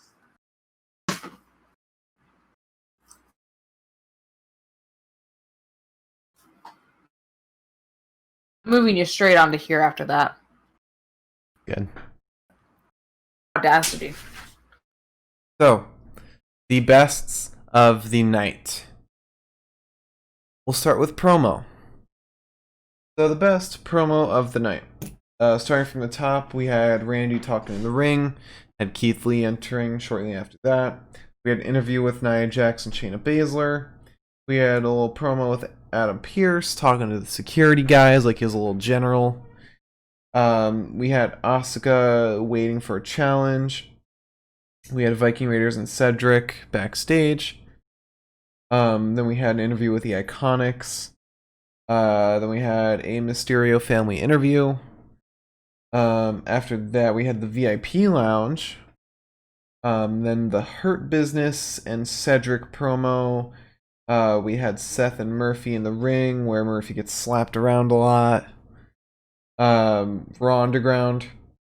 The amazing Street Profits promo, where they give their little scouting report. Then we had the Tozawa promo, which had R-Truth stealing the title once again. I'll call that a fight. We'll call that a fight. Then we had Street Profits. Oh no. Then we had Ricochet, Cedric, and Apollo promo. And then we had Raw Underground. And then we had the promo with Angel Garza and Demi. I gotta give this to the Street Profits scouting report. This promo of the night. I have to agree with you. I mean, there's nothing else really like in the way of like genuine like promos that like meant something. Mm-hmm. Everything else was pretty much meh. In theory, the Iconics one could have almost gotten it, but it sort of just felt like, hey, remember when we were like, or remember that we're best friends, because I might want to remember it for the future. Yeah. You know? It just didn't seem quite right. So I'll go with Street Profits. I enjoyed that promo a lot. It made me laugh. Me too. They just constantly get better and better at it. So So fighter of the night.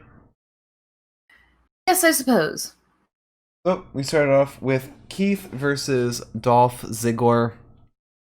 Dolph looked great in this fight. I was considering giving this fight to him, but I think Keith impressed even more. Although we got to see a nice zigzag from Dolph, which is always fun to see. Keith looked fantastic. He's somehow gets more and more nimble each time we see him on Raw. He always I love when he does like his little leap over somebody. I don't know how he does it, being that big, but it looks so clean, so nice. Keith is always a pleasure to watch. Definitely the best addition to Raw in a long time. Second, in both cases, is Dolph. And then we had Mickie James versus Lana. Not a bad fight. I'm gonna give Mickie James the edge here, She looked just a little better, although Lana didn't look bad for not wrestling for a while. I don't even know why I'm giving the edge to Mickie James. I just think I enjoyed watching her fight a little more. I don't know. They both were good, but I don't think they were any contender for the Fighter of the Night spot. Then we had Randy Orton versus Kevin Owens. Actually, this is more like Randy Orton versus a nice hunk of beef at the supermarket. Kevin couldn't fight back, so Randy just got an RKO off. After that, we had Viking Raiders and Cedric Alexander versus the Hurt Business. And I gotta be honest, I didn't like anyone in this fight. I didn't think anyone was really impressive. I didn't think anyone stood out. But I'm gonna go with Shelton. For no reason. Chaos pick. Yeah, sure. And then after that, we had the Iconics versus the Riot Squad. And my god, does Liv constantly stand out in this crowd. Liv always has so much energy. She always comes alive whenever she's in these matches, especially when you compare her to Ruby, who doesn't necessarily stand out so much.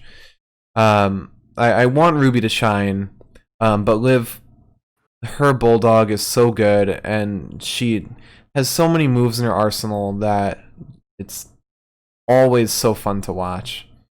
Especially against the Iconics, because the Iconics are very vocal and they sell things really well, which is perfect for somebody like Liv. And she was oh god, what was it? Oh, she was like she got very emotional in the match, and she did the same thing during Payback. She not only fought really well, but she performed really well, just like as an actor. I thought she did awesome. And then we had Seth versus Dominic. I'm giving the edge to Dominic here. Dominic always comes alive. I can say that now. He always comes to life in every match he's in. He looks awesome. His flying arm drag is so satisfying. His DDTs are so satisfying with the help of Seth, and I think last time Buddy. Dom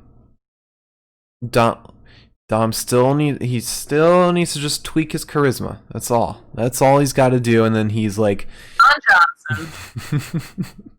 then he's A-lister if he does that. I love how Dominic's been wrestling. And I didn't know Ruby Wright had a YouTube channel, DG Games. I'll have to check that out. Yeah. But yeah, Dominic's my pick for this fight. Always so much fun to watch. He's getting to the point where he's more fun to watch than Ray at some points. Not at Payback. At Payback, Ray was more fun because I think he had the seated what's it called? Seated senton, yeah. Senton. That was fun. But on a more regular basis, I think Dominic's better to watch. And then we had Street Profits versus Angel Andrade. I mean, he was out from a lot of the fight, but I'm gonna go with Montez here. His leaps from the turn posts are always so impressive. Like, my god, can that man fly? He is just I talk about him, I rave about him every single time we have a Raw episode. He is just so much fun. He is incredible. I just think he didn't have that much spotlight this time. Didn't have much screen time to be considered for Fighter of the Night. Her YouTube channel is called Hooligans Unite. Oh my god, I love that. But yeah, Montez is my pick for this fight, but I think he should have gotten a little more screen time today. And then after that, we had the main event, Randy versus Keith versus Seth. My pick here is Keith. He looked awesome, dominant as hell, and his character is very unique, and it really comes to life with each of his matches. How he's so like serious, but like in his composure, he's so dominant, and he gives off a very subtle performance, but it sells who he is at the end of the day. It's better than somebody who's very like outlandish, but is kind of hard to believe. Keith Lee is very easy to believe who he is. And I think he even got better with this fight than he did against Dolph. His spirit bomb is amazing. His he has a move that's like catching a crossbody, spinning around, and then slamming them down. It's just the power slam. Power slam. Okay. Yeah, his power slam is so much fun to watch. Everything he does is incredible. So today, second place being Liv Morgan. My fighter of the night is Keith Lee. You know, I think I have to go with you on this. I think it's about time we give it to Keith Lee after Raw. Yeah, I think Randy looked good, but Randy was also being a little puss. Okay, ma'am. In the main event, Seth looked okay. Seth didn't look stellar. I think because there's no charisma with Dom and there's no real functional storyline right now with Seth, because he was yelling at Buddy in the beginning and then nothing else. There wasn't really anything there. And every other match was just so short tonight because they were trying to squeeze so much in that it... Yeah, I think Seth's whole thing with Dominic, and it's very much, it goes hand in hand with him being like what I assume is this choreographer position where he's kind of taking the lead and leading this storyline forward. He's trying to help Dominic shine a lot in these fights. He's helping sell. He's lining him up for really great moves, but still winning. He doesn't look bad, but I think most of his focus is on helping Dominic shine or delivering amazing, like performing his lines well, selling his character more than anything. And that's what I appreciate so much about Seth, is that for him, it's more character over fighting. At least it has been, especially recently. Oh yeah, definitely. He used to be heavy on the fighting, and now it's more in the storyline department. I think that switched when he became the Monday Night Messiah. And getting licked by the cat, and it always makes me feel like I'm about to be bitten. Do you want to move on to fight of the night? You can move on to the fight of the night if you damn well want. Okay. I've been petting the cat too much. The voices are in my head now. They're her voices. Kill cat. Kill cat. Also, I saw on Twitter that the reason Vince wanted Keith to have Keith cleanly win over Randy was because, this is verbatim, he wants to send Keith to the moon. That's verbatim. Randy means that literally. Or, not Randy. Vince means that literally. Oh yeah, I'm sure. Yeah. Like, he's too nice. Gotta get rid of him. Can only like one man at a time, and it's Drew right now. An Angel. Okay, so fight of the night. We started off with Keith versus Dolph, which was a great fight. I just don't get why Dolph is in on this whole thing. Any of the challengers, I don't get why they were in on this. Like, you could tell who was going to move forward. Like, it was obvious. It was very obvious in this fight. It was a very well-performed fight. I just think that the background behind it, it's kind of not helping it out. But I always love to see Dolph and Keith separately, and watching them together was a lot of fun. And then we had, I looked at my payback notes and saw Sheamus versus Big E, and I was like, that's not right. Then we had Mickie James versus Lana. This fight had no right to be as good as it was. I really enjoyed it. Very short, which I think helped it out.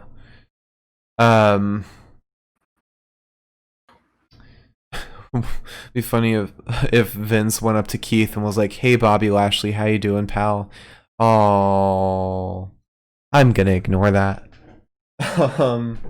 Yeah, both Mickie and Lana looked great.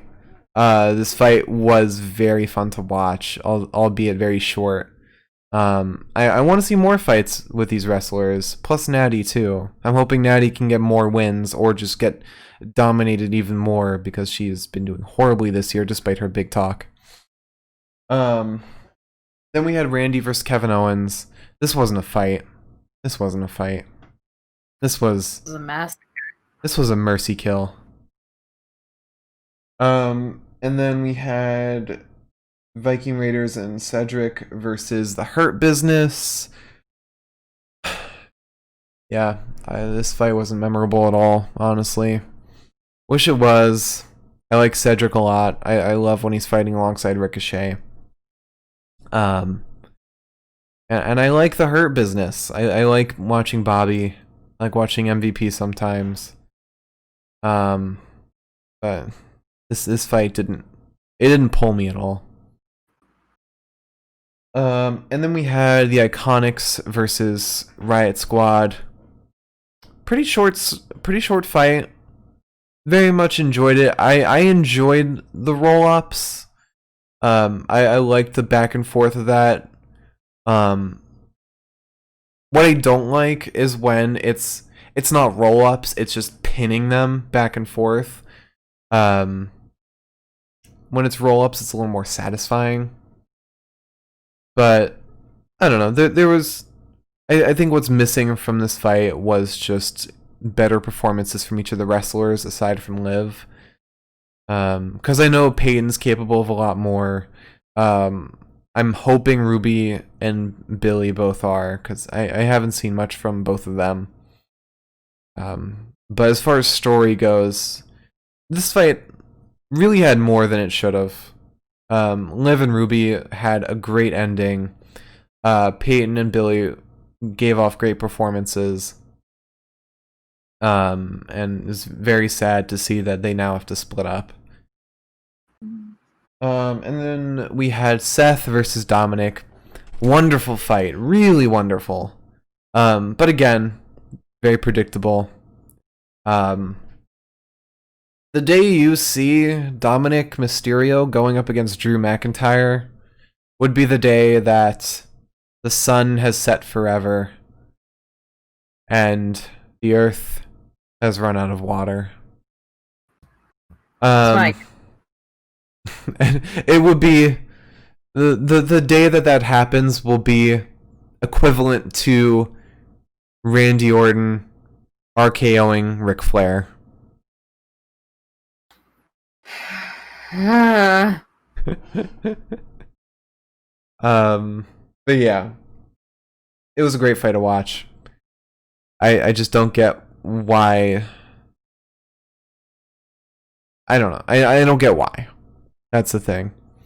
Never did I think that Ray would want to go for the WWE title, let alone Seth. Seth had his chance at Money in the Bank.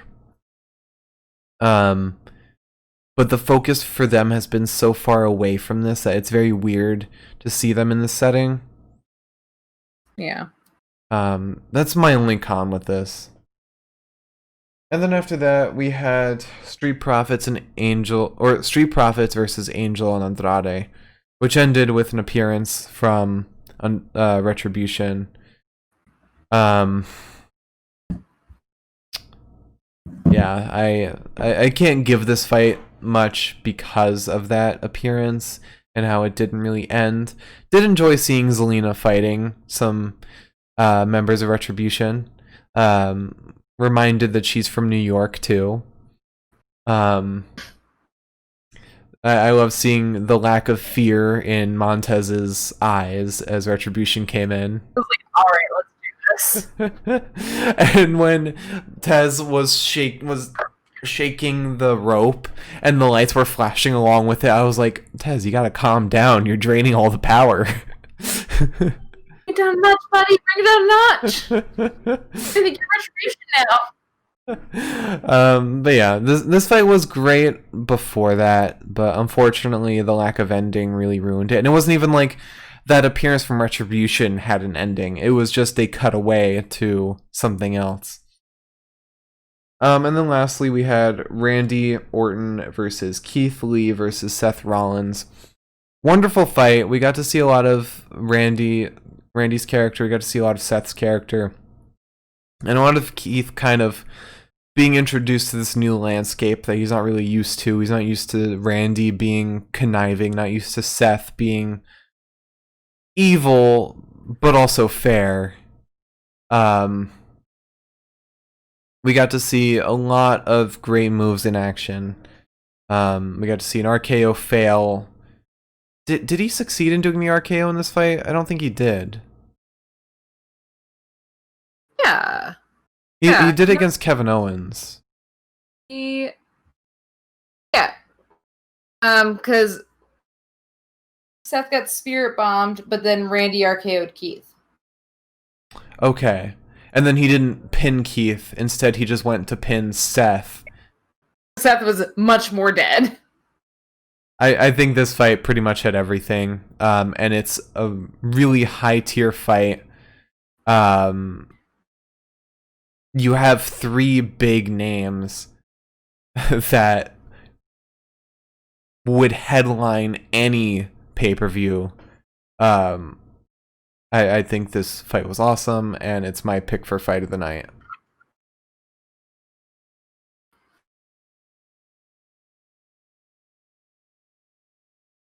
I just rated all this, and I just was like, nah, I don't agree. It's actually Akira Tozawa versus R-Truth. I was just glad that Raw Underground referee took some time off so that he could referee this match, and work at the parking garage because apparently that's what they do there. You and I kind of went back and forth prior to the Seth Dominic fight because I think you kind of thought that Dominic was supposed to win, and you were like, no, Seth won't win because that would be good writing. Yeah. And then I was just gonna say Seth won, and then I was like, holy shit, we have a Keith Lee, Randy Orton, Seth Rollins match. Like, holy fuck. And we got to see trademark moves from every single one of them. I kind of thought that it was going to be like a one and done, like, they enter the ring, something weird happens, and Randy just wins. Mm-hmm. We got a Spirit Bomb, we got a Sling Blade, we got a... I don't think we actually got stopped in this one. We didn't get stopped in this one, but whatever. But then we got an RKO, which we've been lacking up until tonight. I was really happy with this match. I was really happy with how this went. The only thing I can ask for I could ever have made this better. No. Is Keith Lee's music getting sorted out? Oh my god, it's so bad. Walk out to something so much better. I definitely want them to keep his part of that song, obviously. Yeah. Even if they just like didn't let it transition into generic rock, have it transition into a generic something that still sort of matches the vibe. Yeah. This doesn't match the vibe. I'm hoping I really hoping by next week it'll all be sorted out. But doubt it. It's so bad. I'm at least glad that Keith fixed his gear. He needs to have that like deep reset at Payback. He wore some great gear at Payback. That was awesome. Still, I do think that something was just weird about his shorts. I think that's all it was. Yeah. That wasn't that. Also, what he wore tonight was like his normal outfit. Yeah, but The first time out, that girl was weird. he even addressed on Twitter that he will get it fixed, like the gear. I think what he wants to, I think he wants to change his gear up from what he was wearing at NXT. I just don't think again, as I said before, the cut of the shorts was weird. Yeah. That's all it was. If they were just regular shorts, it wouldn't have been weird. It would have been like, oh, it's nothing special. It's shorts and Keith Lee. Mm-hmm. But I love this match. I really enjoyed every single aspect of it. Because we got everything I wanted, and we got a match that felt longer than it was. And I was worried about that because like we went into it, it was like 10 minutes left of the show. It felt like, I think. Mm-hmm. But I really enjoyed it. I'm really happy with it.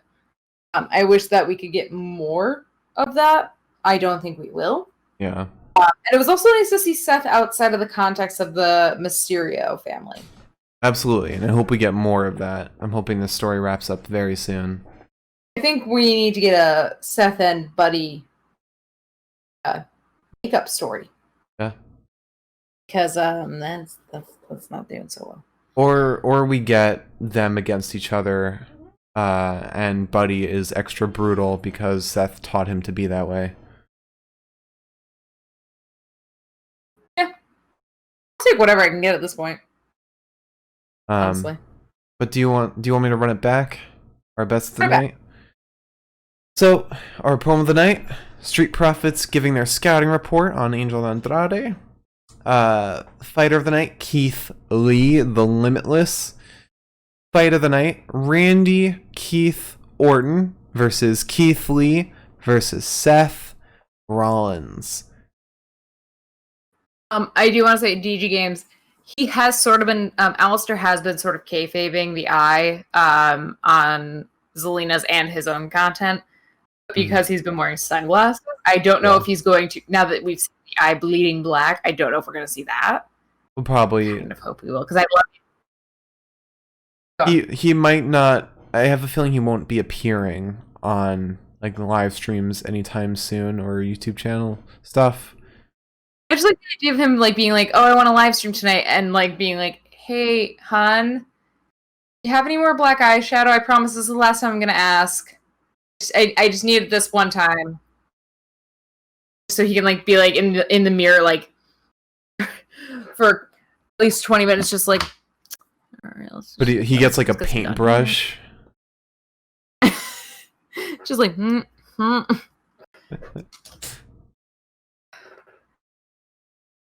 Anyways.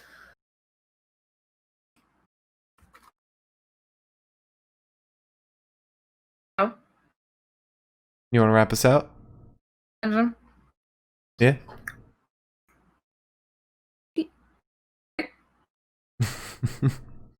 Alright, so thank you for joining us tonight. And if you haven't joined us tonight, but you're watching on YouTube, thank you for joining us whenever you did. We will be back tomorrow for NXT, which is going to be weird. And then we will be gone for 2 whole days. I hope you don't miss us. Yeah, less than 24 hours from now, we'll be back here in the same exact spot. In fact, actually, in less than 24 hours from now, we better be done with the podcast. Because if we've gone on to 1:30 in the morning, that's a bigger problem.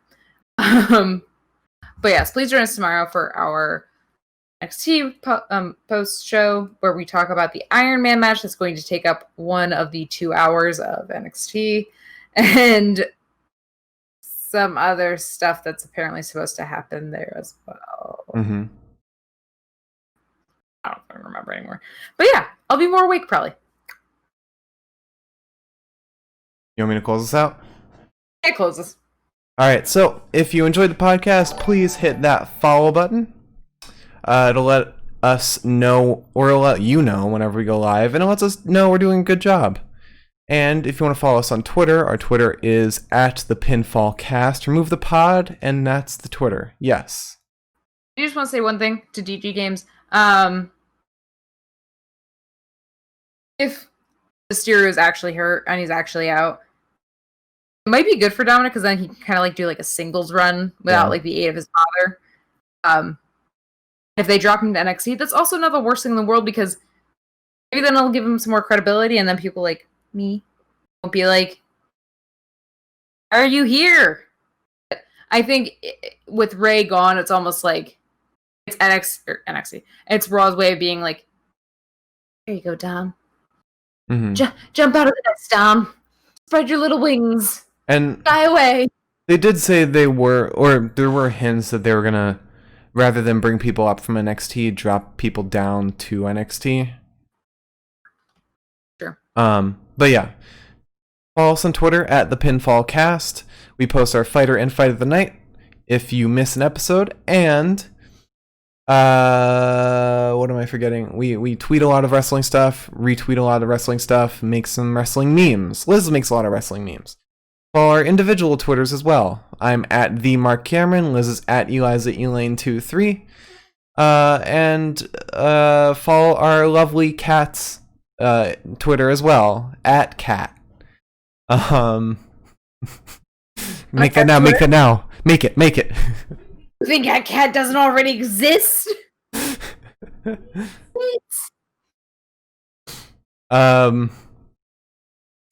I'm forgetting everything. Oh, follow my personal Twitch, markcameron.live. We're working on an awesome fusion of Pokemon and professional wrestling. Definitely check that out. It's super cool. Never been done before.